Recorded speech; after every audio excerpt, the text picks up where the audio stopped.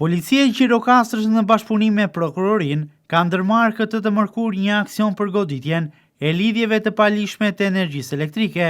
Autoritetet lokale kanë ekzekutuar urdhër areste për rreth 16 punonjës dhe ish punonjës të OSHE në rajonin e Gjirokastrës, të cilët dyshohet se kanë shpërdoruar detyrën. Masat e lëshuara janë nga gjykata e shkallës së parë në Gjirokastër, por me kërkesë të prokurorisë të ekzekutuara mëngjesin e kësaj të mërkure edhe nga efektivët e policisë. Shumica e këtyre masave janë arrest në burg, ndërsa të tjera ka edhe në detyrim paraqitje.